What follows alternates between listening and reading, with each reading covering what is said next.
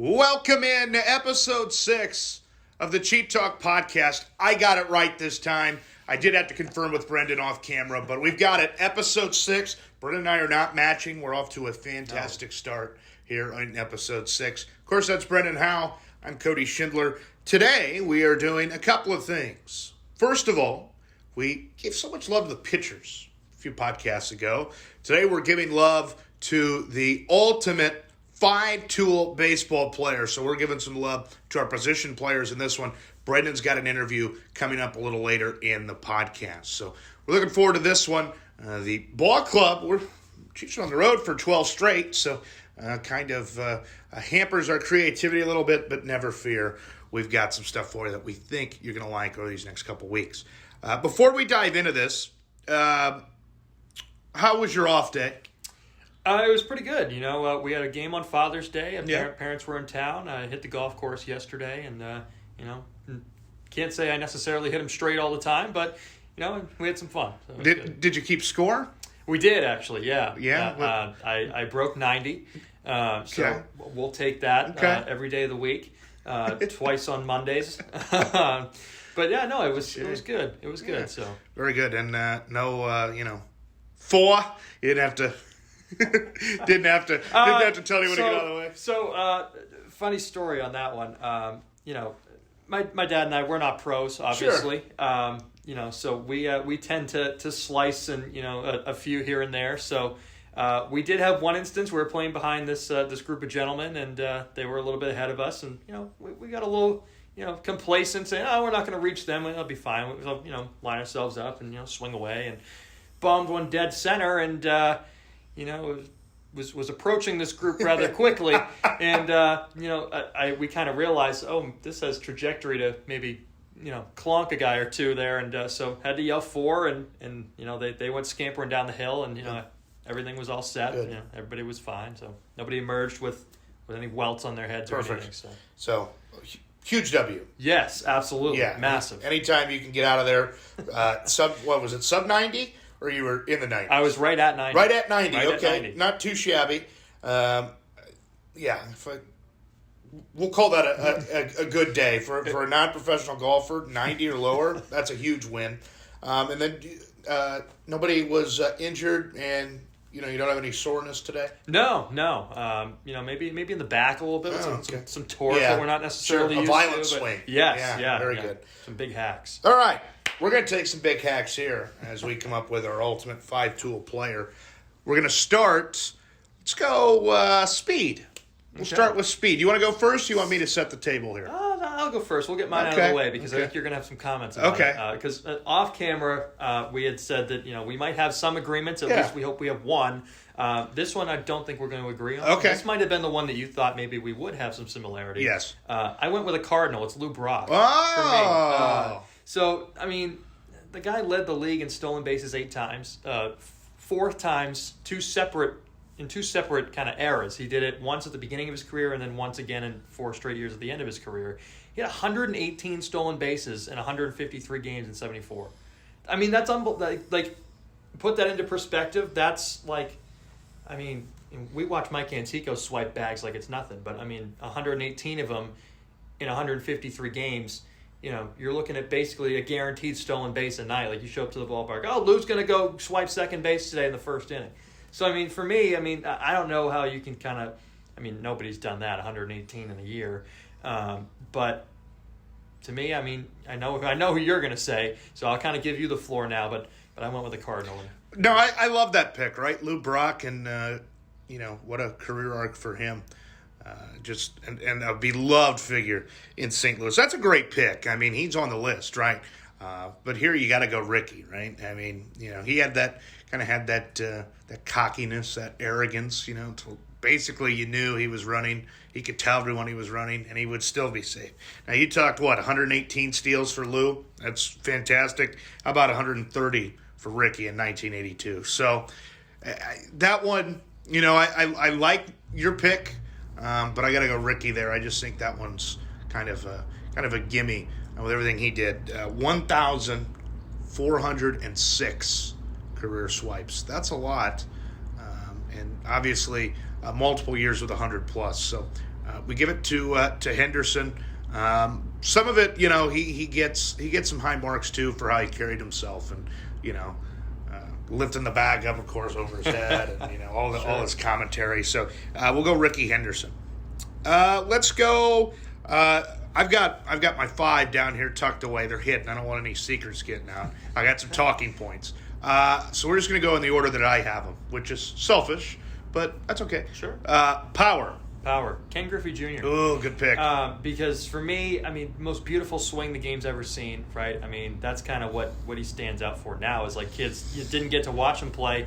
You say, oh, you're showing Ken Griffey Jr. swing, and it's like, wow, that's perfect. That's picturesque. But, a guy that led the league in home runs 4 times, right? And maybe not, somebody you think about when you talk about like Barry Bonds and Hank Aaron and guys that led the league in home runs and set records at the time. But for Ken Griffey, he hit over 40 7 times. So it's like you look at that in a year, and 40 home runs is impressive, right? But to do it 7 times, that's incredible. And to have that kind of longevity as well to go with it is something that that sticks out. 20 home runs each and every year at least, and then to kind of amplify that as his career went on, to kind of do that into the 2000s when he started in '89. That kind of stuff doesn't happen too often anymore. Right, and that's a good pick. And I will tell you that Ken Griffey was my initial pick, and I scratched him because of a word that you just used, longevity. Hank Aaron, 755 would get it. Obviously held the record for a long time before some guy named Barry came along. What stuck out to me, maybe Hank didn't have the huge years, right? Like he didn't have a 50 in there. He had a lot of 30s and 40s, but he had 20 consecutive seasons of 20 or more homers. And it's just trying to wrap your head around that today with everything going on. If you can do that for 10 years, that's elite. That's impressive. That's elite. That's Hall of Fame trajectory right there. If you can do that for 10 years. He did it for 20. 2 decades. Hank Aaron hit 20 or more homers. Obviously had some big years with some 30s and 40s mixed in there. But he won the award on longevity, which is what I think stood out, especially as you get into your 30s and your 40s, right? You would think the power would decline a little bit. It was always steady for Hammer and Hank, 755. And then, of course, another guy who just, how can you not love Hank Aaron? And one of the all-time ambassadors for the game of baseball. So I'm going Hank there for longevity, but admittedly, Ken Griffey was my 1B. So I like we were kind of on the same wavelength there, but no agreements yet. I think we're going to agree here because this guy has some Boston flavor to him. Hitting for average, who do you have? It's actually it's not a guy from Boston. It's actually and it might spark some controversy with this one. Pete Rose. Oh, yeah. You talk about Pete Rose. Of course he has the whole kind of scandal going on, Hall of Fame stuff and everything like that. But all-time hits leader. I don't think you can take that away from the guy. So for me, it's Pete Rose. You talk about longevity. That's kind of been the term that we've been using for the last couple of entries here. He was an all-star at 44. He hit 264 that year, and at the same time, he had 200 hits 10 times in a year, and he played 23 years. Yeah. It's almost half his career, and he had 200 hits. And it's like, how often do you see a guy now with, of course, not that this term's used in baseball, but load management and everything, trying to balance the off days and get guys into the lineup now and with, analytics and everything like that to kind of match up against pitchers. You didn't have guys like Cal Ripken that went out and played every single day. And for Pete Rose to do it, 10 times, 200 hits over 23 years, and that's not to say that he didn't produce in those other 13 years too. I think for a guy like Pete, he was just a consistent on-base machine. Not a guy that hit for any power really, but a guy that could kind of spray it all over the yard. No, 4,000 hits, 4,000 plus hits. It's insane. Hard to argue that because, I look in theory, right? We could just spit out the all-time leaders at each position because no one has ever done it better than them. But that one, that's a rightful pick with Pete Rose. I'm going with some Boston flair as I hinted at, Ted Williams, because Teddy Ballgame missed 3 of his prime years, 24, 25, and 26 for service. He went and was in World War II, and obviously had to put his baseball career on pause. So 24, 25, and 26, you look now, that's a 3-year window of probably a prime that extends up to, 31, 32. So anyone who can miss those 3 years and end up with this career slash line, 344, 482, 634. Missed 3 years of time, folks, as a youngster. Just incredible stuff. Ted, I think Ted Williams, in fact, to take this one step too far, maybe the greatest baseball player ever that doesn't get enough credit. I think, we talk about some other figures, and I think we forget about Ted. And if you ever need to know just how revered Ted Williams was, go back and watch the All-Star game at Fenway. Was that 2000? 2001? 99. There you go. So go back and watch the tape on that, and you'll see how people feel about Ted Williams. I think the greatest baseball player to ever walk the face of the earth. He's the guy I want for contact because every year it was 300 plus, no doubt about it. Fielding, or any agreements here?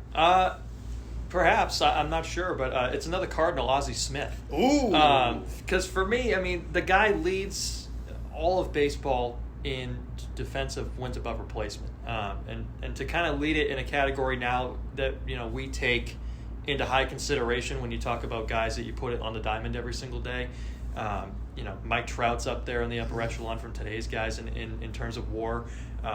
We look at that stat very highly. 13 Gold Gloves for Ozzie as well, and just one of the more athletic players to ever play the game. Heck, on the left field wall at Busch Stadium, the picture of everybody else with their numbers retired, it's all normal pictures. Ozzie Smith's doing a backflip.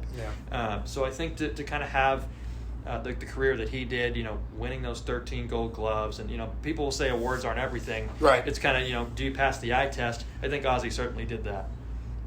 I'll tell you, the first name that came to my mind was also a Cardinal, a current Cardinal.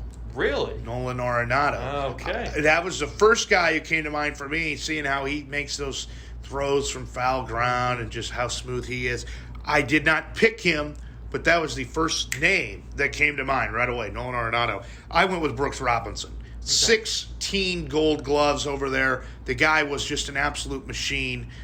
They literally called him Hoover for the vacuum. Like, game over. I don't need to say anymore. 16 Gold Gloves. He played over there at the hot corner. He kind of set the standard for defense, in my opinion. And now as we compare guys, you hear all the time, especially amongst older baseball fans, this guy reminds me of Brooks Robinson, or is he better than Brooks Robinson? So he's kind of the foundation, I think, for defense and playing it at the hot corner, right? You get some screamers. And not that you don't at shortstop. I'm not trying to take anything away from Ozzie. He was one of the all-time greats, and obviously a Cardinals legend.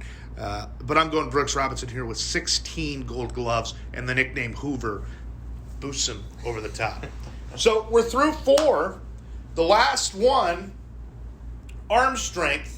And admittedly, I think you got me beat here. I think I got a good one, but I think you may have bested me for certain in this category, so I'll turn it over. It's Roberto Clemente for me. And I think kind of Vince Scully said it best. He could field the ball in New York and then throw a guy out in Pennsylvania.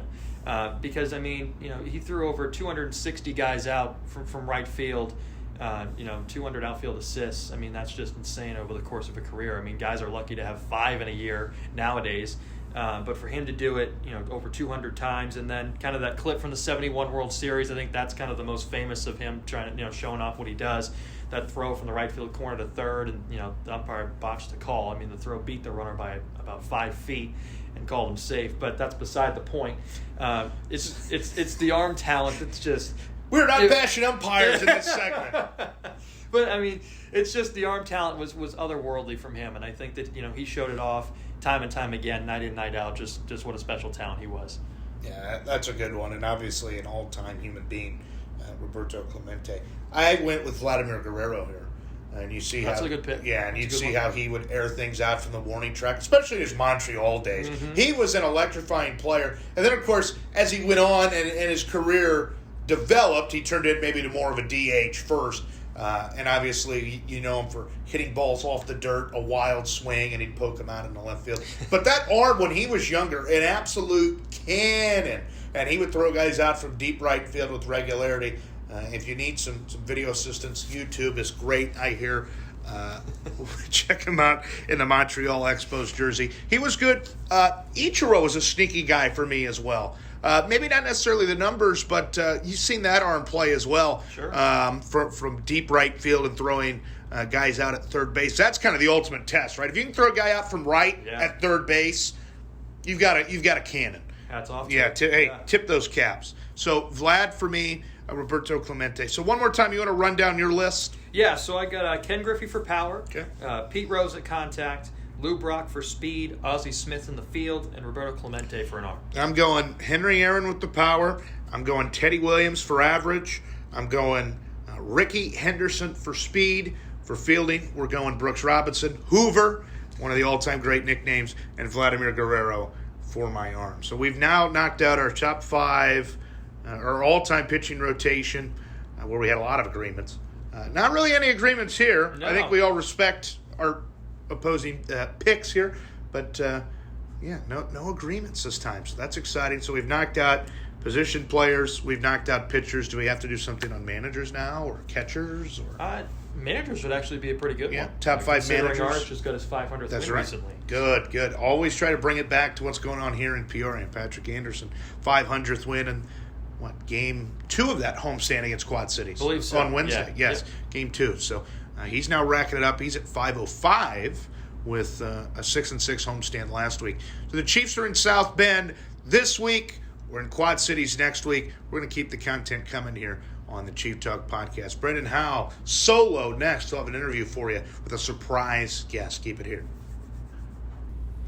Welcome back into the Chief Talk podcast, folks. Segment 2. Cody has left the room, and I am now joined by the man that makes all this magic happen, our social media and marketing manager, Eddie Schullo. Eddie, thanks for taking the time. You just sat down. We'll let you get comfortable, and we'll let the fans kind of adjust as they maybe settle back in for segment 2 here, and it's good to have you. Absolutely. Thank you for having me. It's awesome to be on the other side of the camera now. So that's where I kind of wanted to start. It's a little different for you. I mean, before we got on camera, you were talking about, man, this is surreal. I'm not usually on this side of the camera. This is a weird adjustment. But how you feeling now that we're about 45 seconds in or so? Yeah, it's awesome. It's definitely a different perspective, and I think that's a huge thing in life. But it's awesome to be on this side and kind of be the interviewee instead of just kind of making sure everything's running smooth. Yeah, definitely. Well, so we're going to touch upon what kind of goes into making this happen for us. We'll get to that a little bit later on down the line here in this segment. I wanted to ask you first, though, this is the icebreaker question that we pose to everyone that we have here on the podcast. Kind of what's been your path here? What's led you to Peoria? You have a mind for the creative, obviously. I mean, you make all this happen for us.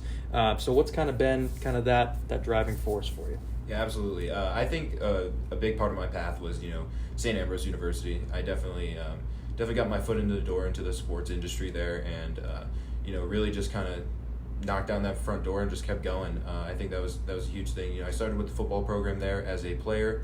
Unfortunately, I got injured my sophomore year, so I can no longer continue my playing career. But it kind of, life as an athlete, as a student athlete, especially in college, comes to an end, and I think that's a really challenging thing to have happen after, at the end of your 4 years there. So, it does happen, and I'm glad it happened to me earlier, because I was able to start building quality connections within the St. Ambrose, interweb and network of people, and, got in touch with a woman, Kaylin Smith, who needed some interns. I needed an internship, and she was a soon-to-be St. Ambrose grad, and she worked for the Peoria Chiefs, and she reached out to the kinesiology department at St. Ambrose University, and through our great, professors there, we have Dr. Hu, Dr. Spencer, and Dr. Sarah Eccleberry, who's one of the backbones of the organization.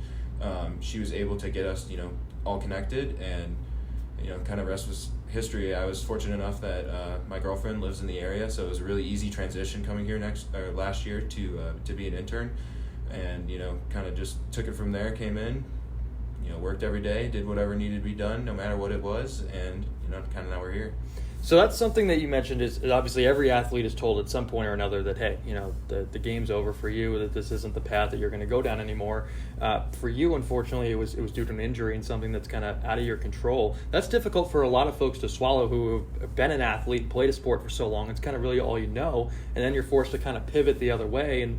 So how did you decide that, the creative side is, hey, I'm pretty good at this. I like what I'm doing here. How did you kind of settle on that? Yeah, it definitely started, after being told that I'm not going to be, allowed to play with my boys out on the field anymore, it was a little heartbreaking, but it was just like, they're still my guys. They're still the people that I want to go to work, battle with. I can't put my hand physically down in the dirt, but anything I can do to assist that, I want to be able to do that. So it really started with just going to practice every day and just picking up, if I needed to jump in a drill, I'm going to jump in a drill. If I needed to, go on like the camera work, and record and film, I'm going to do that. And so kind of really seeing the department and just the organization from, each individual department, from the coaching aspect, from, the administration aspect of, getting guys there and checking out equipment, whatever it may be, or, just like I said, filming during a game, during practice, it didn't matter. So I really think that a big thing is like I was able to see the whole picture and everything, and that allows me to, like this really works well in this area, this really works well in this area, and kind of just, taking that director mindset of making sure that it all works well together, but then also making sure that, whatever your quality product is effective towards what you're trying to accomplish. And so I really think that was a big step, being able to, dip my toes in here, dip my toes in there, and allowed me to really find that creative path of what I wanted to do. And I was just getting behind that camera every day. I really enjoyed it. I really loved it. I mean, I'm a really big movie guy, so I absolutely love making sure nice stable shots. Just all the nooks and crannies of it. All the things that some people are like, yeah, whatever. It's just like that's the stuff I enjoy. So I definitely appreciate Ambrose allowing me to experience those different departments, but then kind of like, all right, this is my path and this is the road I want to go down. And I had the connection of working here last year, so it just kind of rolled over into this year. That's kind of a good segue into where I wanted to go here, because you're a football guy, and obviously that's pretty clear. So was it just because that you had connections with the Chiefs that you wanted to kind of move into baseball, to kind of deviate away from football? Or was it just kind of a luck of the draw thing? So baseball was the first sport that my father played baseball at Southern Missouri University down there. So they were D2 at the time when he's down there, but he's still playing, Oklahoma, Texas, every game and whatever. So it was super cool to hear his stories down there. So baseball naturally was the first sport that my father was like, here you go. Like, if you want to play a sport, you're playing baseball.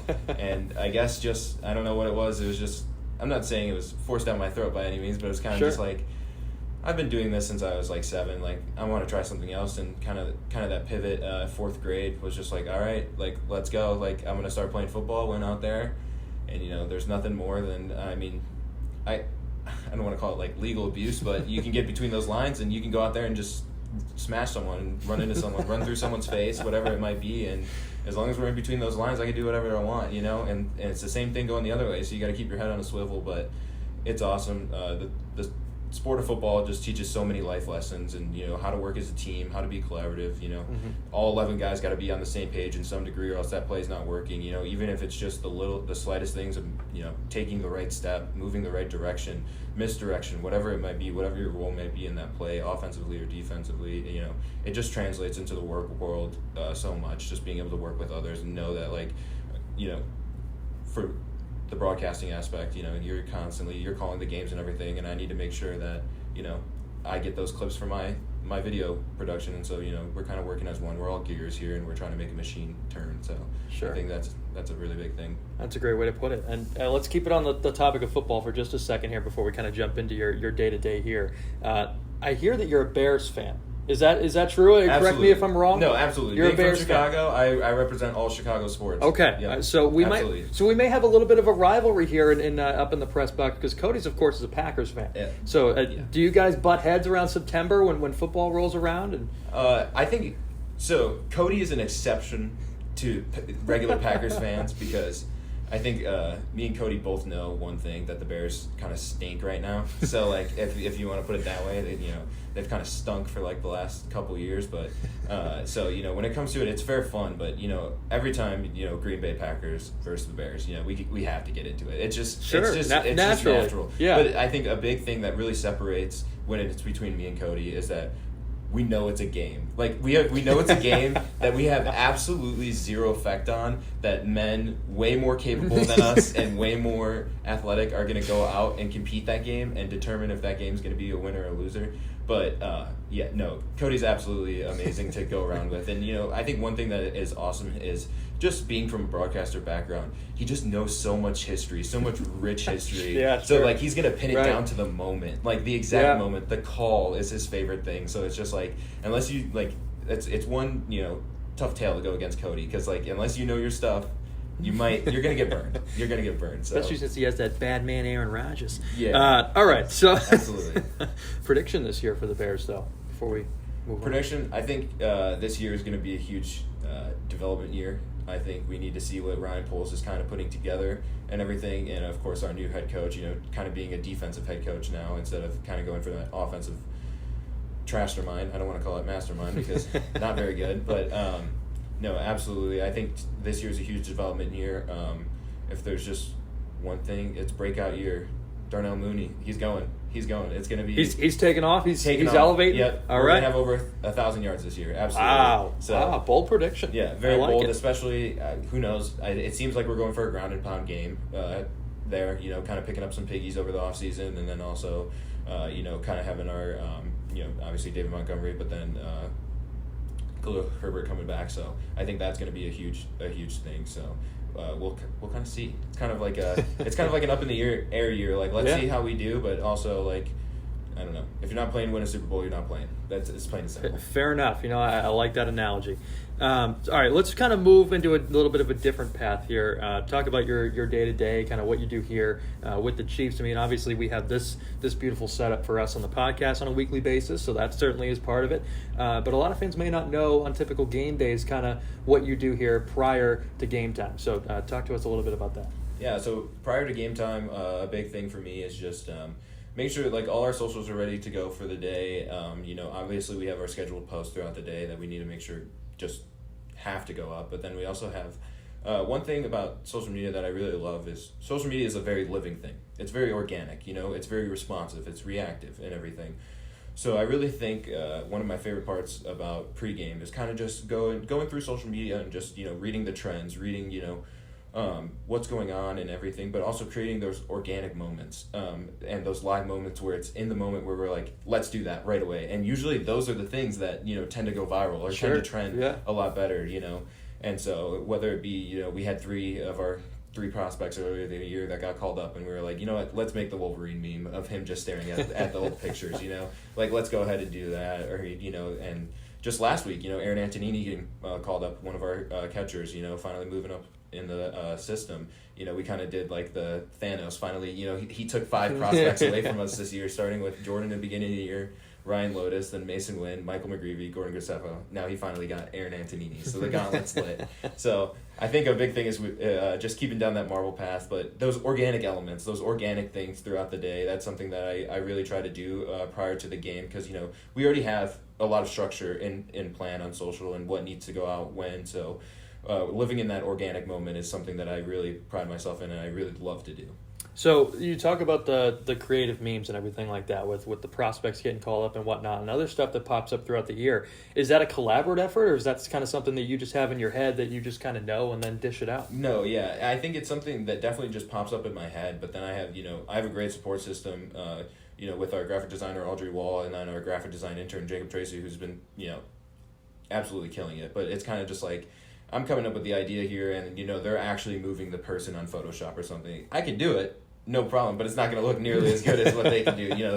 They're both extremely creative people and very technologically advanced on the computer and everything and what they need to do there. So I think it's really great that I have them. I don't want to say at my disposal, but us all being able to work together, and so we're able to combine and kind of make some really really cool stuff. I just feel like I'm kind of like the guy that comes up with that idea, and we're like, hey, let's whatever it takes to get it done. Let me help you. Right. If I need to go find a file somewhere, if I need to assist you in any way, the only thing I want you focused on is just making the little meme, and then of course some of them I can just do on my phone, super fast. But if it involves Photoshop or anything, I like to go to the professionals. If that makes sense. No doubt. You guys definitely make a good team, but I do have to ask. The other day, so the team is in South Bend right now at the time of this recording, and you may have seen the tweet or not. I'm not too sure, but I have to ask. whose idea was it to post the mascot in South Bend with the arms up? my That God. was fantastic. That was beautiful. I think all credit to Cody. It was one thing that we like to do is little takeovers when Cody's on the road and everything. And so Cody kind of just texted in our group chat that we have, and he's just like, I got something for the final score graphic. And I was just like, okay. So we, sent out the final score graphic, and he just put the W. So I was just like, got him. He got South Bend. Kind of like, we're flying the W today. And then I get, I'm looking at my phone, and I get like 4 or 5 quote tweets, and I'm like, what's going on? And I look up, or I open Twitter, and I look at my phone, and Cody posts the mascot, raise both your hands if you blew a 3-run lead in the bottom of the 8th.